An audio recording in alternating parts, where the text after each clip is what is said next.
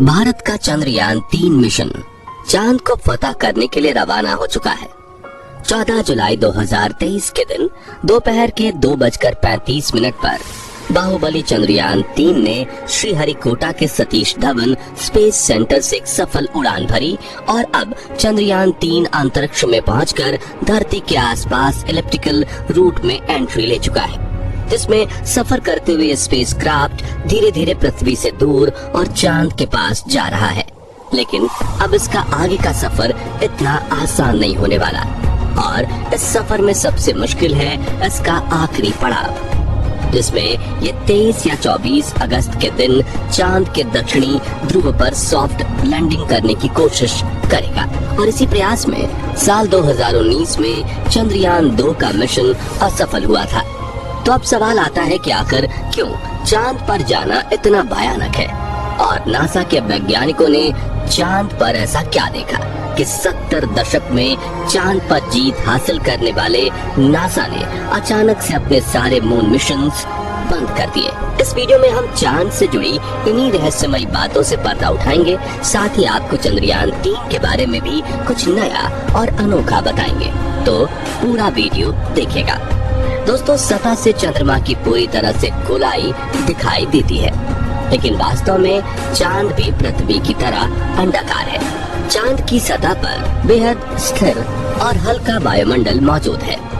ये तो आप जानते ही होंगे कि साल 2009 में चंद्रयान-1 मिशन ने चांद पर पानी की खोज की थी, लेकिन आपको बता दें कि चांद की सतह पर पानी लिक्विड फॉर्म में मौजूद नहीं है, बल्कि इसके बड़े बड़े और बेहद ठंडे क्रेटर्स बर्फ के रूप में मौजूद है। साथियों, चांद से जुड़ी ये रहस्यमयी बात ये भी है कि स्विट्जरलैंड की यूनिवर्सिटी ऑफ बेसल ने अपने अध्ययन में ये बात खोज निकाली थी कि चंद्रमा पृथ्वी पर रहने वाले लोगों की नींद पर भी असर डालता है। कहा जाता है कि जहां अमावस के दिन लोग काफी अच्छी नींद कर पाते हैं, वहीं पूर्णिमा पर उन्हें कम नींद आती है।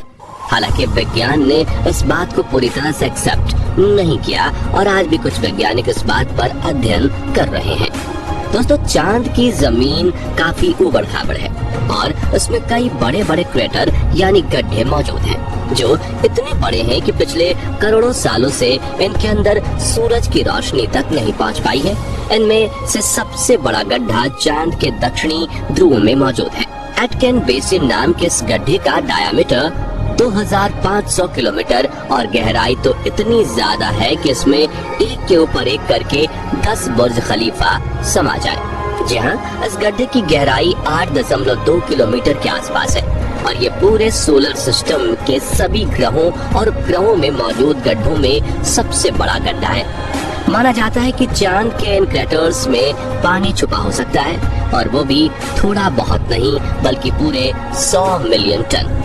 इसके अलावा यहाँ hydrogen, ammonia, methane, sodium, mercury और सिल्वर जैसे मूल्यवान संसाधनों का खजाना मौजूद हो सकता है, जिसकी खोज करने के लिए ही चंद्रमा पर चंद्रयान-3 मिशन को भेजा गया है। साथियों, साल 1959 में रशिया के स्पेसक्राफ्ट ने पहली बार चांद पर लैंडिंग की थी, जिसके बाद अमेरिका ने भी कई मून मिशन किए और 20 जुलाई 1969 के दिन नासा के अपोलो 11 मिशन के दौरान एस्ट्रोनॉट नील आर्मस्ट्रॉन्ग और बज एल्ड्रिन ने चांद पर पहली बार कदम रखा था। जिसके बाद नासा ने कई मून मिशन किए थे और अपने कुल 12 एस्ट्रोनॉट्स को चांद पर भेजा। एस्ट्रोनॉट्स ऐसे व्यक्तियों को कहते हैं जो पृथ्वी के वायुमंडल से ऊपर जाकर अंतरिक्ष यानी चांद पर जाकर रिसर्च करें। लेकिन दिसंबर 1972 में अपोलो 17 मिशन के बाद नासा ने अचानक से इंसानों को चांद पर भेजना बंद कर दिया, जिसके लिए उन्होंने ये कारण दिया कि चांद पर फिलहाल ऐसा कुछ नहीं है जिसकी रिसर्च की जा सके। लेकिन कुछ लोगों का ये भी कहना था कि नासा ने असली कारण को छिपाया है। नासा के भेजे गए इन 12 में से कई अंतरिक्ष यात्रियों ने चांद पर कुछ अजीब सी आवाजें भी सुनी थी, तो कईयों ने इन पर बने एक अजीब ब्रिज और कूलिंग टावर जैसी रचना को भी देखा था। वहीं चांद की खोज में वैज्ञानिकों को एक सैटेलाइट डिश जैसी रचना भी दिखी थी और वैज्ञानिकों के मुताबिक इसका अपने आप बनना नामुमकिन है। हालांकि नासा ने कभी इस बात पर आधिकारिक बयान नहीं दिया था, लेकिन नासा के वैज्ञानिकों ने कई बार ये कबूला कि चांद पर एलियन का बसेरा हो सकता है।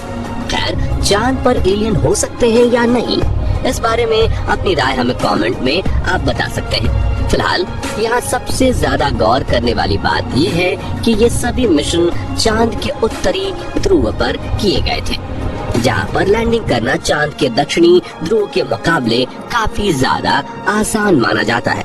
लेकिन साल 2019 में भारत के चंद्रयान 2 ने चांद के दक्षिणी ध्रुव पर सॉफ्ट लैंडिंग करने की कोशिश की थी और अपने इस प्रयास में चंद्रयान 2 का लैंडर विक्रम बुरी तरह से असफल हुआ था। लेकिन आखिर चांद का दक्षिणी ध्रुव इतना खतरनाक क्यों है, आइए जानते हैं।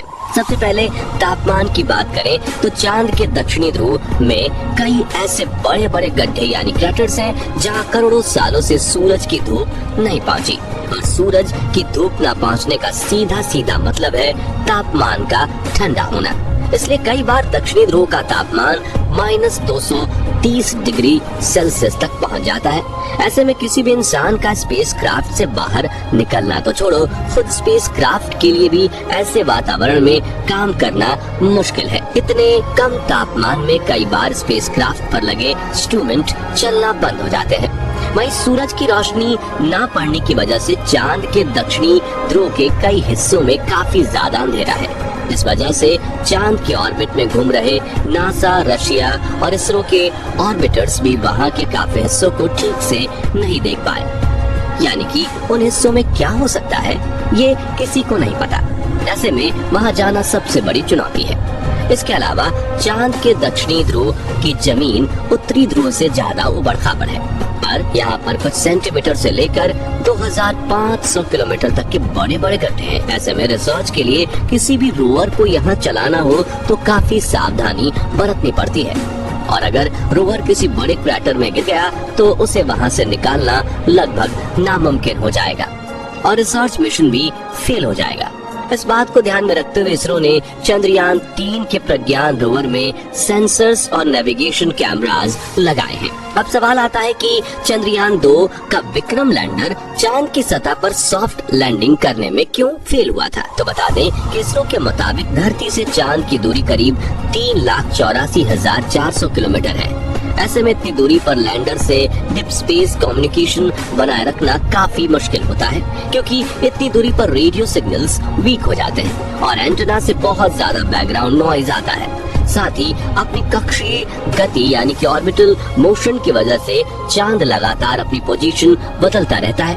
ऐसे में तय की गई लैंडिंग साइट पर पहुंचने के लिए लैंडर को भी सही मोशन पकड़े रहना पड़ता है। इसके अलावा चांद पर पृथ्वी से कम ग्रेविटी है, बहुत पतला वातावरण है। साथ ही चांद के दक्षिणी ध्रुव में काफी बड़े बड़े पत्थर और गड्ढे होने के साथ धूल भी उड़ती है, और ये सभी कारण किसी भी लैंडर को लैंडिंग करने में काफी चैलेंजेस देते हैं। और पिछली बार चंद्रमा की सतह से 2.1 किलोमीटर पर चंद्रयान 2 के लैंडर से इसरो का संपर्क टूट गया था, और इन्हीं में से किसी एक कारण की वजह से वो चांद की सतह पर क्रैश लैंडिंग करके तबाह हो गया था।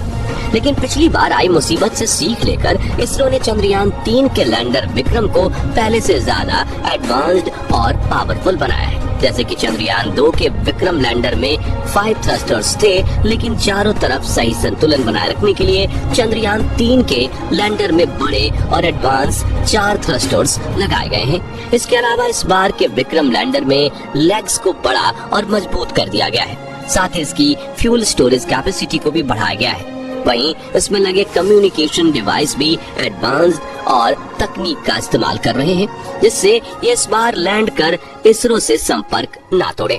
और सबसे जरूरी बात, इसके सॉफ्ट लैंडिंग सीक्वेंसेस को भी काफी हद तक सुधार दिया गया है। इन सभी बदलावों से चंद्रयान 3 के लैंडर को चांद की सतह पर सॉफ्ट लैंडिंग करने में आसानी होगी। साथ ही इन सभी बदलावों को टेस्ट करने के लिए सिमुलेशन चलाकर विक्रम लैंडर की हजारों बार टेस्टिंग की गई है, जिसमें ठंडे तापमान में उपकरण चल रहे हैं कि नहीं उनकी जांच करना, लैंडर के पैरों हथियारों की मजबूती टेस्ट करना, कम ग्रेविटी में थ्रस्टर्स टेस्ट करना, ऊबड़ खाबड़ सतह पर लैंड करवाना वगैरह शामिल है। वह इसकी लैंडिंग साइट यानी चंद्रमा की धरती पर उतारने की जगह को भी पहले से ज्यादा बढ़ाकर 4x2.4 किलोमीटर की लोकेशन चुना गया है। और यदि सब कुछ प्लानिंग के मुताबिक रहा तो 23 या 24 अगस्त के दिन विक्रम लैंडर को चांद की सतह पर लैंड करवा दिया जाएगा। दोस्तों, अगर इस बार चंद्रयान 3 का लैंडर चांद पर बिल्कुल सही तरीके से सॉफ्ट लैंडिंग करता है तो अमेरिका, रशिया और चीन के बाद भारत वो चौथा देश होगा जो चांद पर सॉफ्ट लैंडिंग करेगा। साथ ही हमारा भारत वो पहला देश बनेगा जिसने चांद के सबसे भयानक हिस्से यानी साउथ पोल पर लैंडिंग की है, जिससे स्पेस रिसर्च की फील्ड में भारत का नाम सबसे ऊंचा हो जाएगा। तो साथियों, अगर आप भी हमारी तरह यही चाहते हैं कि चंद्रयान 3 मिशन में भारतीय बॉक्स में इसरो को अपनी दुआएं जरूर दीजिए। साथ ही जानकारी पसंद आई हो तो वीडियो को लाइक शेयर जरूर कीजिए और चंद्रयान 3 मिशन से जुड़ी हर पल की खबर पाते रहने के लिए हमारे चैनल को सब्सक्राइब करके बेल आइकन जरूर प्रेस कर दीजिए। धन्यवाद।